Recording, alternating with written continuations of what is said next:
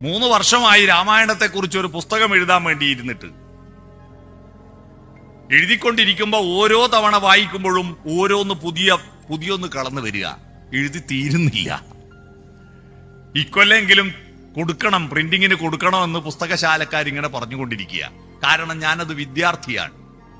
നമ്മളെല്ലാവരും വിദ്യാർത്ഥിയാവണം. കഴിഞ്ഞ വർഷം വായിക്കുമ്പോൾ, രാമായണം വായിക്കുമ്പോൾ നമുക്കുണ്ടാവാത്ത ചില ചിന്തകൾ ഇക്കൊല്ലം ഉണ്ടാക്കിയെടുത്തിട്ടില്ലെങ്കിൽ ഇക്കൊല്ലം എന്തിനാ വായിക്കുന്നത്? നിങ്ങൾ വായിക്കുന്നത് രാമന് വേണ്ടിയാണോ നമുക്ക് വേണ്ടിയാണോ? ആലോചിക്കണം. എന്തിനാ രാമായണം വായിക്കുന്നത്? നിങ്ങൾ പ്രാർത്ഥിച്ചത് കൊണ്ട് ദൈവത്തിന് എന്തെങ്കിലും നേട്ടമുണ്ടോ? ഇല്ല. നിങ്ങൾ പ്രാർത്ഥിക്കാത്തത് കൊണ്ട് ദൈവത്തിന് എന്തെങ്കിലും കോട്ടമുണ്ടോ? ഇല്ല. പിന്നെ ആർക്ക് വേണ്ടിയാ പ്രാർത്ഥിക്കുന്നത്? നമുക്ക് വേണ്ടിയാണ്. അതുകൊണ്ട് നിങ്ങൾക്ക് വേണ്ടി രാമായണം പാരായണം ചെയ്യണം. ഞാൻ പല ക്ഷേത്രങ്ങളിലും പോകുമ്പോ അവിടുന്ന് ഒരാൾ രാമായണം പാരായണം ചെയ്യുന്നുണ്ടാവും. മൈക്കുണ്ടാവും, അമ്പലത്തിനെ കൊള്ള തിരിച്ചു വെച്ചിട്ടിട്ട് ദൈവത്തിനെ കേൾപ്പിച്ചിട്ട് ദൈവത്തെ നന്നാക്കാൻ. അമ്പല കമ്മിറ്റി പ്രസിഡന്റ് പോലും കേൾക്കാനിരിക്കൂല. ആരെ കേൾപ്പിക്കാനാ വായിക്കുന്നത്? വായിക്കുന്നത് ആരാണ്? ഉള്ളിലൊരു പ്രാണനുണ്ട്, സത്തുണ്ട്. ആ സത്ത് പുറത്തേക്ക് വരുമ്പോ നാവിൻ തുമ്പത്തിരിക്കുന്ന വികട സരസ്വതിയെ പുറത്തേക്ക് കളയണം. വികട സരസ്വതിയെ പുറത്തേക്ക് കളയാൻ രാ എന്ന ശബ്ദമാണ്.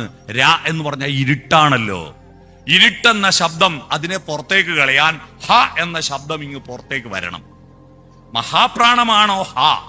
അക്ഷരത്തിൽ, സംസ്കൃതാക്ഷരമാലയിൽ ഹ എന്ന അക്ഷരം മഹാപ്രാണമാണ്.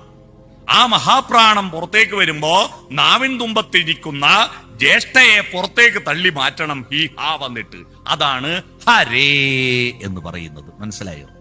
ഹരേ രാമ എന്ന് പറയുന്നതിന്റെ ഹരേ എന്ന് പറയുന്നതിന്റെ അർത്ഥം മനസ്സിലായോ?